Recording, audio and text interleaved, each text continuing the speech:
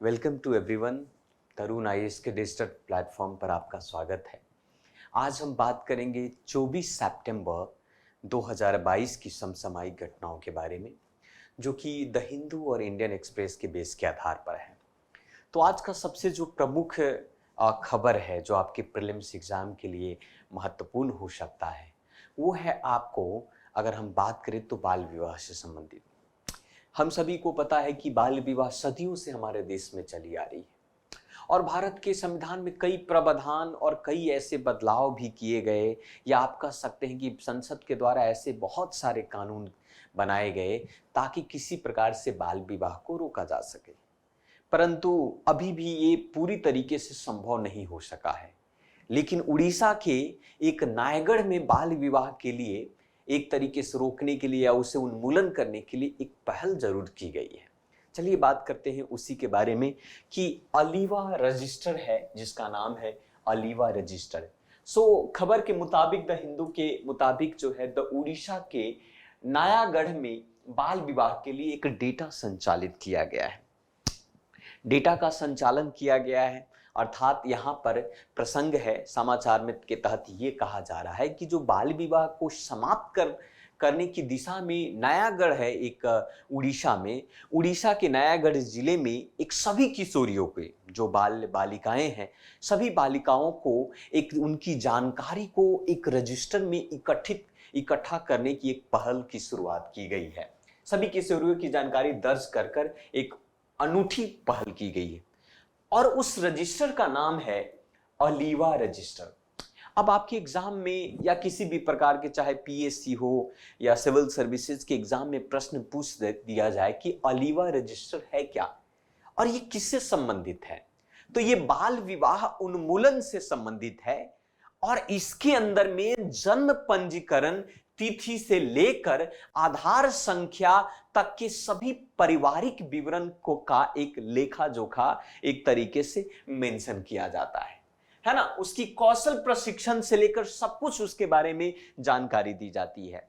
आप कह सकते हैं कि अभी तक वहां 48,642 किशोरियों की जानकारी अलीवा के नाम में रजिस्टर में प्राप्त कर दिया गया है।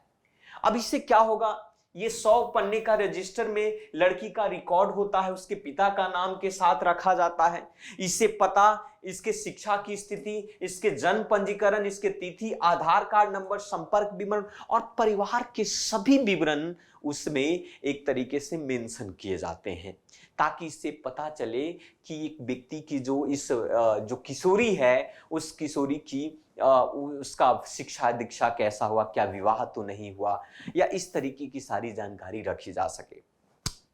मतलब बाल विवाह उन्मूलन के में अगर हम बात करें कि नायगढ़ जिले ने 10 साल अर्थात 2020 से लेकर 2030 तक की अवधि के लिए ये रिकॉर्ड बनाने का फैसला किया और कहा कि उड़ीसा की जो बाल विवाह रोकथाम रणनीति के अनुसार राज्य का जो लक्ष्य है कि 2030 तक बाल विवाह को समाप्त कर दिया जाए, उस पर एक तरीके से कह सकते हैं कि एक बहुत बड़ी पहल है ये।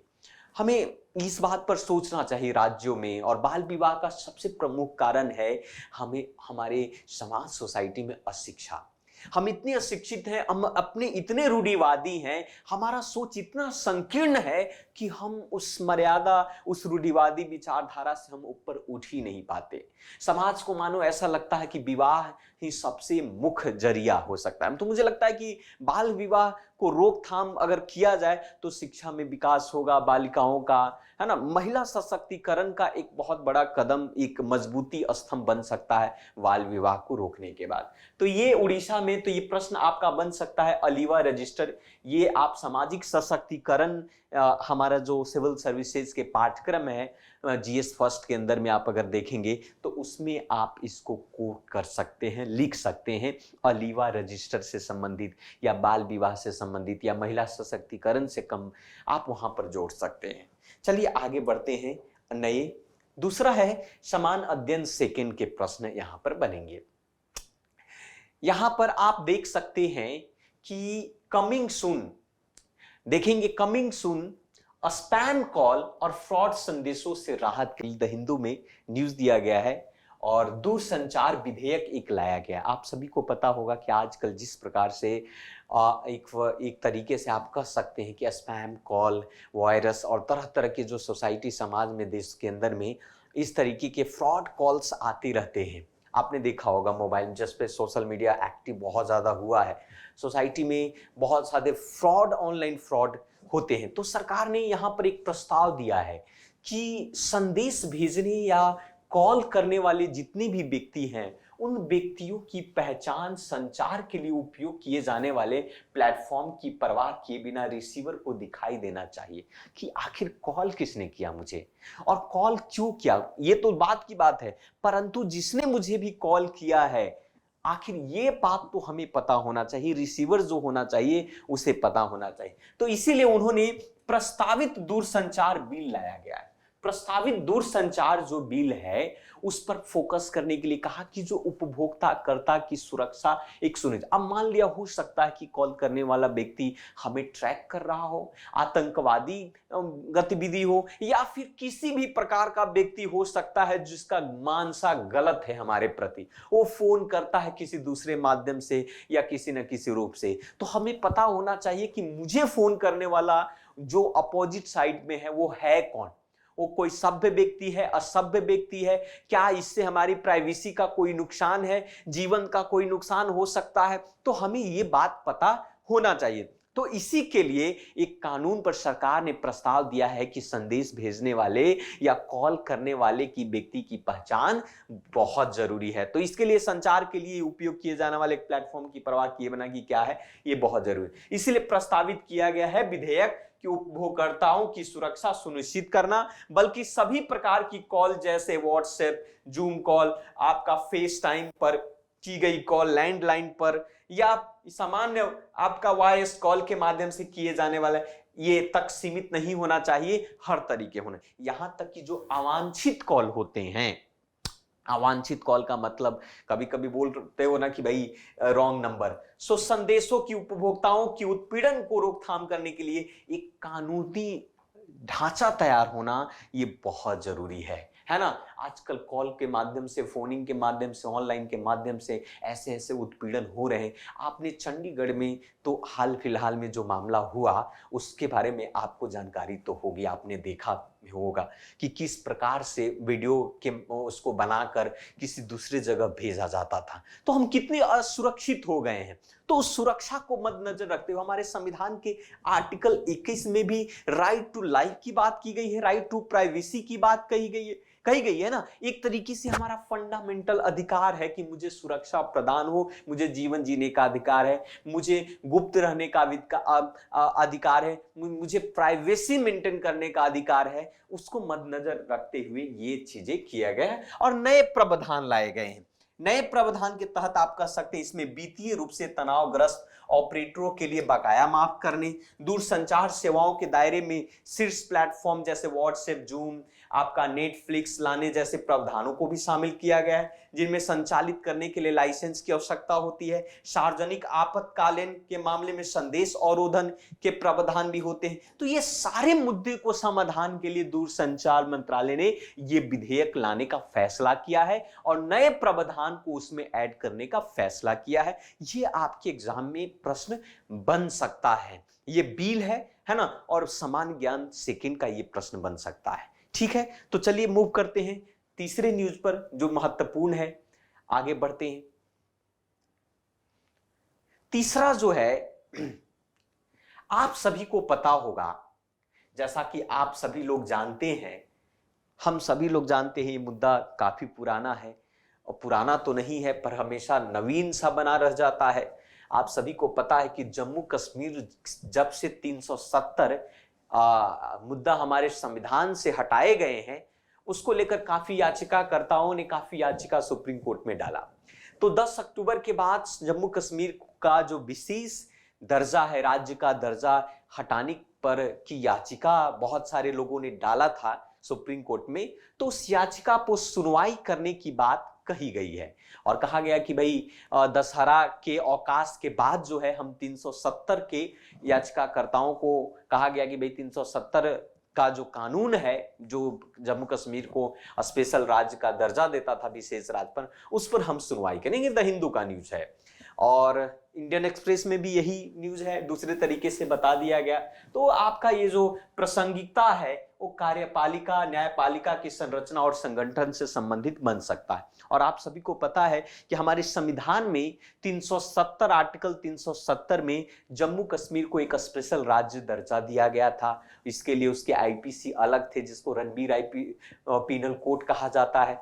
मतलब कह सकते हैं कि जम्मू कश्मीर को एक अलग कानून हुआ करता था, लेकिन 2019 में 370 को हटने के बाद जो है जम्मू कश्मीर को पूर्णतः भारत का एक तरीके से इंटीग्रेटेड पार्ट के रूप में बना दिया गया 100%, और उसको यूनियन टेरिटरी में 2 भागों में विभक्त कर दिया गया, एक तरफ लद्दाख और दूसरे तरफ जम्मू कश्मीर। तो हाल फिलहाल में हमारे देश के चीफ जस्टिस ऑफ इंडिया जो है यू ललित, या आप कह सकते हैं यू ललित ने हाल ही में संकेत दिया था कि अदालत में अनुच्छेद 370 के तहत जम्मू कश्मीर की जो विशेष राज्य का दर्जा रद्द करने की जो चुनौती हमारे सुप्रीम कोर्ट में दी गई थी, उन याचिकाकर्ताओं पर हम बात करेंगे, उस पर हम लोग कार्रवाई करेंगे या उसे हम लोग सुनेंगे, जिसके कारण 2019 में राज्यों का विभाजन भी हुआ है। अब 370 का जो मामला था कि केंद्र शासित प्रदेश जम्मू कश्मीर को बना दिया गया और जम्मू कश्मीर की जो विधानसभा थी उस विधानसभा को निरस्त कर दिया गया। हालांकि इसको लेकर लोकसभा और विधानसभा के क्षेत्रों में फिर से तैयार करने के लिए एक परिसीमन का आयोग बनाया गया था, मतलब कमिटी बनाई गई थी जिसका एक परिसीमन आयोग नियुक्त करने के केंद्र के फैसले के खिलाफ एक अलग चुनौती के रूप में 2 साल से अधिक समय से सर्वोच्च न्यायालय में लंबित है। एक कमेटी बनाई गई कि भाई फिर से उसको विधान, क्योंकि हमारे यहाँ यूनियन टेरिटरी जो है, आप समझ सकते हैं कि जो केंद्र शासित प्रदेश है, तो केंद्र शासित प्रदेश बनने के कुछ अलग नियम है। ज्यादातर पॉपुलेशन के बेस के आधार पर ऐसा देखा जाता है, लेकिन जम्मू कश्मीर और दिल्ली और ऐसा राज्य था या पुडुचेरी जहां पर पॉपुलेशन अधिक होने के बावजूद भी यूनियन टेरिटरी था, लेकिन कई कारण थे जम्मू कश्मीर को केंद्र शासित प्रदेश बनने पर। लेकिन कुछ ही वर्षों के बाद या समय के बाद जो है ये जरूरी होगा कि जम्मू कश्मीर को फिर से वहां विधानसभा दिया जाए और एक राज्य के रूप में उसे घोषित कर दिया जाए। याचिकाकर्ताओं ने 5 अगस्त 2019 को राष्ट्रपति के उस आदेश को चुनौती दी गई जिसमें अनुच्छेद 370 का उल्लंघन किया गया था, है ना, और साथ में लोगों की सहमति के बिना जम्मू कश्मीर को विभाजित करके कर्फ्यू लगाने और भारत के अद्वितीय संघीय ढांचे को उजागर करने के केंद्र के एक तरफे कदम की चुनौती भी दी गई कि आपने वहां के लोगों से नहीं पूछा, आपने, केंद्र ने पूरी तरीके से, केंद्र क्या है, हमारा एक संघीय है ना, एक संघीय आप कह सकते हैं कि ढांचा है हमारे यहाँ। तो संघीय ढांचा का मतलब होता है कि राज्यों और केंद्रों के बीच में एक समझौता, दोनों की सहमति आवश्यक होती है, लेकिन यहाँ पर राज्य से सहमति नहीं ली गई। इस प्रकार की याचिकाकर्ताओं ने याचिका दी है। अब देखते हैं क्या रिजल्ट आता है, क्या इस पर फाइनल वर्डिक्ट सुप्रीम कोर्ट का क्या होता है। आगे के हम क्लासेस में जैसे ही आएगा तो हम आपको अपडेट करते रहेंगे। चलिए बात करते हैं नेक्स्ट न्यूज पर जो महत्वपूर्ण है। ये है आपका जो हमारे सिविल सर्विसेज के पाठ्यक्रम के द्विपक्षीय, क्षेत्रीय और वैश्विक समूह और भारत से जुड़े समझौते से संबंधित है। आप सभी को पता होगा कि G4 या फिर आपको पता होगा संयुक्त राष्ट्र सुरक्षा परिषद के बारे में आप सभी जानते होंगे, जिसे यूनाइटेड नेशन जनरल असेंबली के साथ से यूनाइटेड नेशन आप कह सकते हैं सिक्योरिटी काउंसिल कहा जाता है। तो उसमें 5 जो है परमानेंट सदस्य है। तो 4 ऐसे देश हैं, खास करके ब्राजील, भारत, जर्मनी और जापान जो है, ये कहता है कि आखिर वो 5 ही देश यूएनएसी के आप कह सकते हैं कि परमानेंट सदस्य क्यों हो सकता है, अन्य लोग क्यों नहीं हो सकता है। तो उन लोगों ने एक ग्रुप बनाया और ग्रुप के माध्यम से ये कहा कि आपको संयुक्त राष्ट्र सुरक्षा परिषद में सदस्य, परमानेंट या स्थायी सदस्यों की संख्या को बढ़ाना होगा, वृद्धि करना होगा। तो हाल फिलहाल का क्या समाचार है, इस पर हम बातें कर लेते हैं। इसमें यह कहा गया है कि भाई संयुक्त राष्ट्र में सुधार के लिए आप कह सकते हैं कि सप्ताह विदेश मंत्री की संयुक्त राष्ट्र की यात्रा का एक केंद्रीय विषय रहा और इसके तहत कहा गया कि हाल में जो ब्रिक्स का बैठक हुआ है, ब्रिक्स में 5 देश हैं, प्रश्न पूछ सकता है कि ब्रिक्स जो है, ब्रिक्स में 5 देश हैं, बी फॉर ब्राजील हो गया, आर फॉर रसिया हो गया, आई फॉर इंडिया हो गया, सी फॉर चाइना हो गया और एस फॉर साउथ अफ्रीका हुआ। ये 5 राष्ट्र हैं ब्रिक्स के अंदर में। तो उसी ब्रिक्स के दौरान जो है उसके बाद G4 बैनर के तहत जर्मनी, ब्राजील और जापान के अपने अपने समकक्षों से उन्होंने मुलाकात की और मुलाकात करने के बाद ये कहा कि हमें यूनाइटेड नेशन जो सिक्योरिटी काउंसिल है उसके लिए हमें दावा करना चाहिए। तो ये चारों देश जो हैं वो आपस में एक दूसरे को सपोर्ट करते हैं, इसीलिए इसे G4 कहा गया।